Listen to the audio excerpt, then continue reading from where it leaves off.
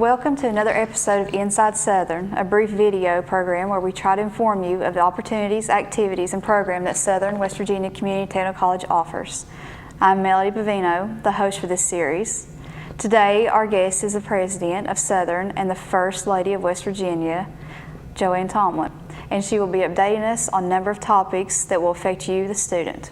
Welcome, President Tomblin. Thank you. I know a lot of new things are happening around all of our Southern campuses. Absolutely. I'm excited to say that. And the first thing I want to start off is our, here on the Williamson campus, is our applied technology facility that's going on. It's underway right now. I can't say that it's up or anything. It is underway, and this has been a long process in getting the facility up and running here at Williamson.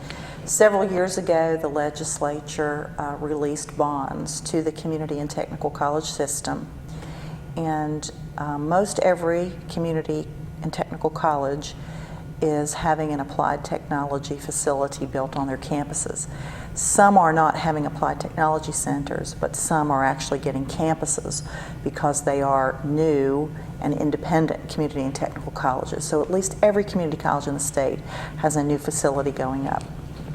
Ours took a little more time through the bidding process, but we have finally got it going. And that's what matters, yes. And anyone who is driving by our Williamson campus, please take a look. It is changing every day. The construction company is working very hard at it. Of course, the weather is great, so they are able to work twice as fast, I guess. Oh, yes. But we're really excited about it. It's going to be about a 23,000 square foot facility. And the mandate from the legislature was that all of the new applied technology centers would focus and emphasize career and technical programs. So that's what we're going to be doing over here. And the building is constructed in a way that there is a large, what I call a flexible room, very high ceiling, and it would be big enough for us to house a mechatronics program or to bring large automobiles or vehicles in there, but it has the flexibility and also welding. It has the flexibility that if for some reason those programs are no longer needed, we can easily move them out and move something else in. And we're going to be moving our respiratory care technician program into that facility. We have a brand new lab. It'll be wonderful. We'll have a computer lab. We'll also have a room which we call exercise physiology, and that is becoming an up-and-coming program. I know. I hear it all the time. It is, so we're looking to begin a program there. And then we're going to move some of our administrators to the new facility and then review and recreate some space here on the Williamson campus to do some new things here. So it's a great and exciting venture, and of course we anticipate also that within about the next year to 15 months that we're going to go ahead and purchase the Armory facility next door as well. So Williamson will have a beautiful campus. We are just expanding, aren't we? We are expanding. I am, and that makes me very excited to promote Southern. So just hearing about this. And I'm glad that you're here and updating and clearing this up. But speaking about new programs, can you tell us about our new programs going on in our other campuses? Absolutely. And of course, like I said, the emphasis, of course, is on career and technical programs. It has been a mandate given to community and technical colleges across the state, and for a variety of reasons. But over the past 5 or 6 years, we have created quite a few. Actually, to tell you, we have created 14 new career and technical programs at this college within about the last 5 or 6 years. So that is tremendous. We're still looking to do that because the focus and most of the jobs in the state really are going to focus on skills and career and technical type of programs. So we're looking for things that students can get a degree and work in the region. And that's what I love to say. We have, at Southern, we have so much one-on-one, hands-on. We do. And that's one thing that I can promise you. We can, just talk to any of our teachers, talk to former students, talk to me. We have so much hands-on that when our students go out, graduate, and they do successfully get a position, they do, because they do have that experience where they can go out and automatically just jump in there. Absolutely. So at our Boone campus, we will be starting this fall a new program in medical assisting. And we are really excited about that because we know that there are jobs available for students in this field. Unfortunately, when you're talking about a medical program, you're very limited on the number of students you can take. So we are going to be taking 15 students. I understand we already have 30 that are signed up.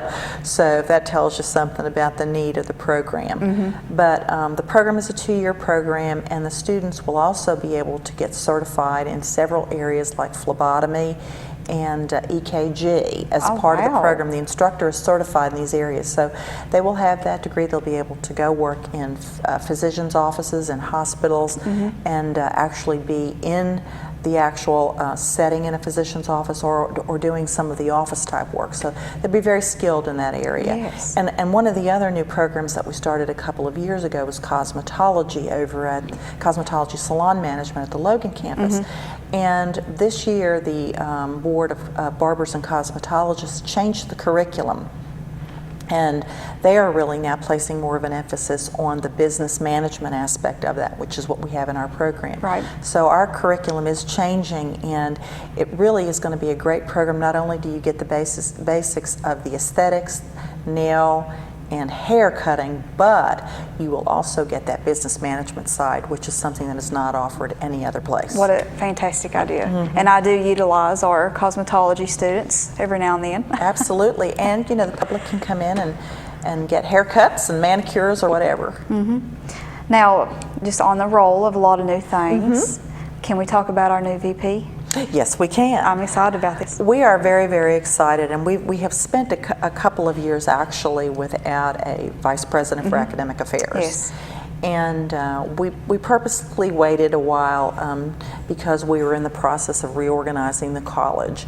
And we have created now a plan for the college, an enrollment management plan, emphasizing retention, recruitment, and we wanted to wait for that plan to be developed before we actually determined who and what we wanted in terms of a vice president. And basically everybody determined that we wanted somebody that could combine the academic side and the student services side together, because they work hand in glove, and you know that. You work in that area yourself, and you know how important that is for those two entities to work together. So we've put the plan together, and the faculty and student services area had participants in our screening committee.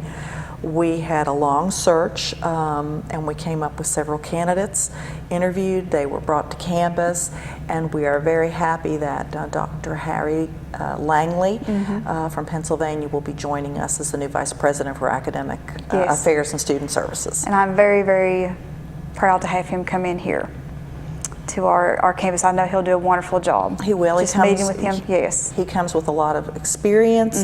He comes with a lot of leadership, and you know, sometimes it's good to bring new blood in. It's wonderful to promote people within, and we do that here at the college, but sometimes to get new ideas in moving forward in a world that right now is very uncertain in so many areas. So I think it's going to be a great thing for the college. Yes, I do too. Not to intimidate our new VP by any means.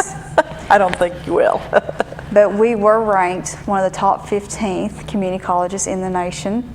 Yes, we were. Not to intimidate anybody. and that really, you know, and that ranking came out last fall. And that ranking comes out about every 3 years. So when you get ranked, you keep it for about 3 years.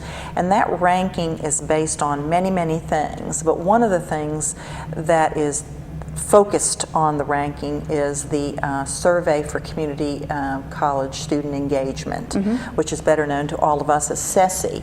But your students are given that SESI survey, and they're asked questions about your college, you know, what kind of programs, what kind of experiences you have, what kind of treatment do you have at the college.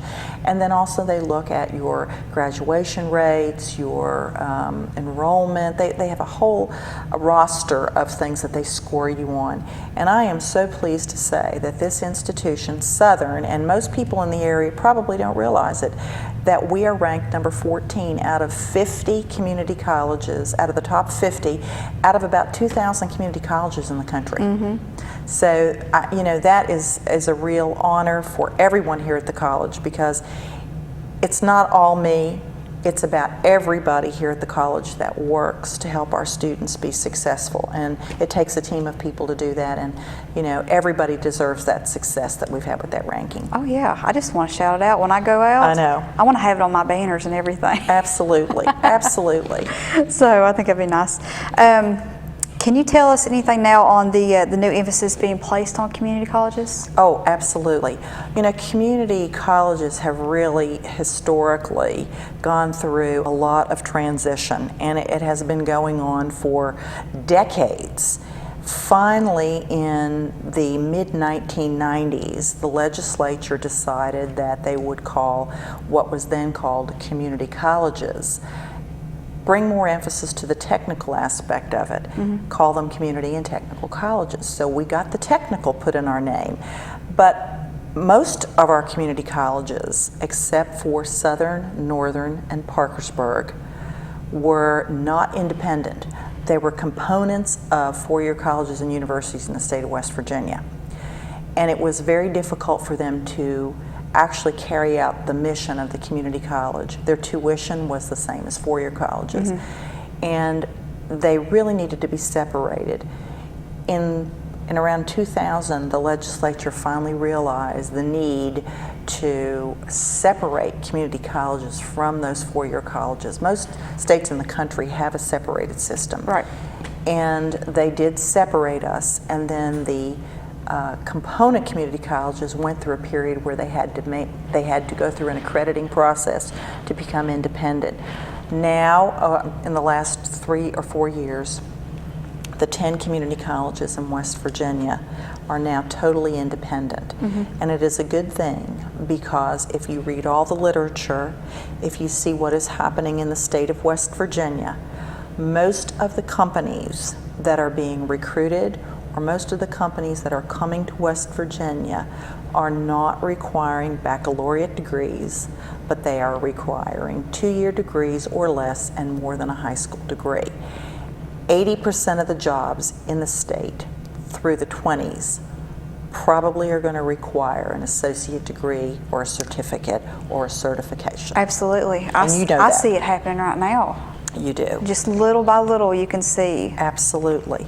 So the state and the business community, the industry community, is really focusing and pushing hard for people to understand, and for students and adults to understand, the importance of community college education and what it will mean in terms of meeting the needs of our workforce community. That does not, however, mean that we do not, as community college people, encourage people to go on and complete four-year degrees, go on and complete master's degrees, because education is clearly very, very important. But the emphasis in the state, from the governor all the way down, is clearly on community and technical colleges. If you read about the nation as a whole, there really is a huge transformation among everyone on the federal level all the way down to the state level in really placing emphasis on community colleges, because that is where the need is going to be for the next couple of decades. That's your foundation. It is the foundation. And I like to go out to workforce, to workplaces, and I know you're already employed. I know people, you know, they have jobs, they have kids, all that, but it is so important to keep abroad of what your position is, to make sure that years down the road that, you know, you can still go up in that position, you know, because like you said, in the next 10, 15 years, everyone's going to have a certificate or a 2-year degree in that position. So I like to make sure that everybody is comfortable and knows updates, and just make aware of our we'll community. talk more about that when we get to talk about community college completion, you know what? because there's a lot to talk about. I feel like I've asked all the questions. Is there anything that you want to go through? You just keep on going. But we will talk about that when we get to talking about the community college completion, because there's a lot of things that we have to do on our end. Well, let's get into that. Let's talk about the community college. About the completion? Yes. Okay. Well, I had the opportunity, of course we're talking about the importance of community colleges. And we are what we call very flexible, and we are more flexible most of the time than most universities or colleges because we can adapt very quickly, and that is one of the good things. If we begin a program, we can do it immediately, and if we need to stop a program, we can stop it immediately. Right. Most colleges and universities cannot operate like that. So that is why they're really focusing on us, because an industry may come in here and say, you know, we need 400 people trained in, and we need to get a certificate for them in this particular thing, and that may be all we need to do, and then we don't need to do that again for years. Right. So we have that flexibility. But I had the opportunity this year to serve on the College Completion Task Force, and I co-chaired that with Dr. Jim Clements of West Virginia University. And it was a real collaborative effort of K-12 people, of community college people, of university people, of business and industry leaders who came together and said, what do we need to do in this state? First of all, to get people to complete. Exactly. And then what does it tell us about community colleges that we are going to need to do to get people to complete? And there's so many things to do. And I'm just to show you, this is the publication that was completed. It is now out for people to read. It's a very simple publication of the task force and the recommendations that they had made. And I just want to go through a couple of these with you, just to tell you that the world is changing, and it is changing for community colleges, because people in this world today, we have many adults who need to go back and get retrained. Adults cannot always come back and spend an entire semester or 2 semesters or 4 semesters to get a 2-year degree. They're working, Absolutely. They have families, they have a host of issues that keeps them from coming every day. So, you know, that is one of the aspects that you have to look at.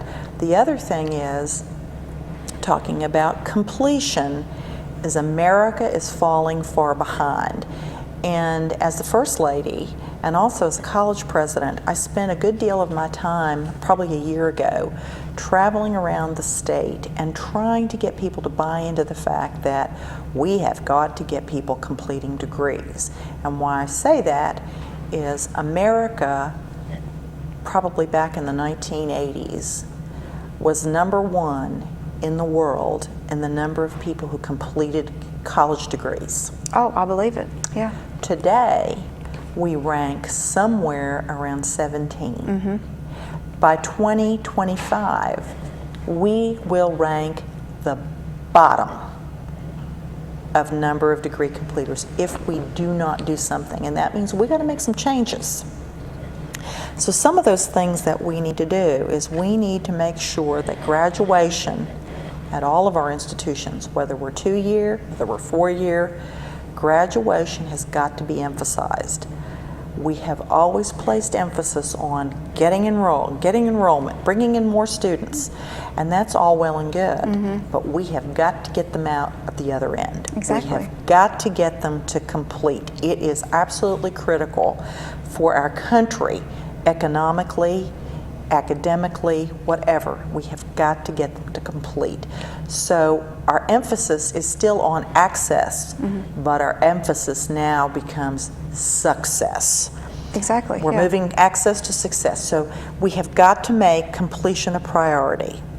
We have got to reduce time that it takes for students to get a degree. And you know, you look at the stats across the country, people who are in 4-year degree programs are taking 6 years or more to complete. People in 2-year degree programs are taking 3, 4, and in our case, sometimes 6 years to complete. Why is that? Perhaps our scheduling, we're not offering enough online classes.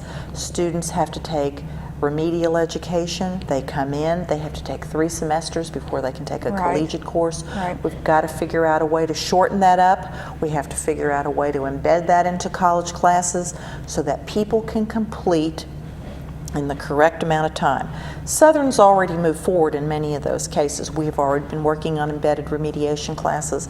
We have fast track classes, which students can come in and take a 3-hour credit in 2 weeks. And you know, you can complete a degree if you kept on going. in a year to 18 months, you can get an associate degree in general education. So we're already working on some of those things, but we really have to bolster more online classes, hybrid classes. Students have to be able to take what they need based on their schedule, and we have to do better at that, and so do most colleges around the country. We've got to improve developmental education. As I said, that seems to be an issue. We get a lot of people coming in taking developmental remedial education, but not many get out. So we have got to figure out, how do we embed that? How do we put it into a regular English 101 class? How do we make that easier for people to be able to complete those things? We have to get more adults back into school who have been out, and we have to make sure that people understand, because college education costs continue to rise, we have to connect people to funding. Pell Grants, scholarships. We have to get that information down to them and their families early on, Yes. and then we have to help them through that process, because there is funding, there's funds available, and of course community colleges are so affordable. Right. I always tell people, if you come here for 2 years, you can still go on and get your master's degree from whatever college, or bachelor's degree from whatever college you want, but you're going to save yourself enough money that you can pay for your next 2 years. Exactly. And you know, those are the kind of things I think families are looking for, but that information's got to get to people, Yes. in order to enable them to complete and to be successful. So as community colleges, we do have our work cut out for us, because we have got to be emphasizing those things, plus the fact that we've got to be changing, we've got to develop more technical programs, you know, so that people can get the jobs that are going to be coming in here. Right. So there's a lot of transition going on, and I never want to say that we always want to be totally a technical college, because it is still clearly very important for students to be able to come here for 2 years and transfer seamlessly to a college and get a 4-year degree. We still need professional people. We still need doctors, lawyers, and pharmacists, and we need teachers. Yes, yes, we do. So we have to provide those opportunities as a community college to be able to make students successful. But I think we're on the right track now, especially are. with this new incentive coming out. We absolutely are. And our new programs being developed. I mean, and if you really sit down and look at our website, Yes. you'll see all of our programs that are easily accessible and easily done. Yes. So especially in our education field, we have new programs just started recently. Absolutely. We're developing, you know, we have a lot of articulation agreements. Of course, the state policy says in core courses they have to accept them at four-year colleges Yes. and universities now. But we're working on articulation agreements, continually updating those, and also 2+2 agreements. If you get a 2-year degree here in business, can you transfer that to another college or university seamlessly so that you don't have to waste any time? So we are also bringing 4-year programs here. We have Yes, we Marshall are. University education program here. We have Lindsey Wilson here. So providing opportunity for people who can't always leave the area but can go on and get a 4-year degree. All those things are very, very important in getting people to complete and also be successful in what they do. Yes, and we are making it, as I look now, more doable, Yes. as you're saying. So Yes. I think big things for the future. There are big things for the future. A lot of changes coming forward in the future. That's a good thing. But it is a good thing. Yes. Change is a good thing. A lot of people sometimes don't like to change. Oh, I love it. But it is a good thing. And Yes. you know, if you look at the positive aspects of it and all the good things that we can provide and do provide for the region that we serve, it's tremendous. Makes a big difference, yes. Well, thank you for all these updates, President You're Tomblin. so very welcome. I enjoyed you. Thank you for coming on Inside Southern. Anytime. And thank you, President Tomblin, for being with us today and update on all of these topics.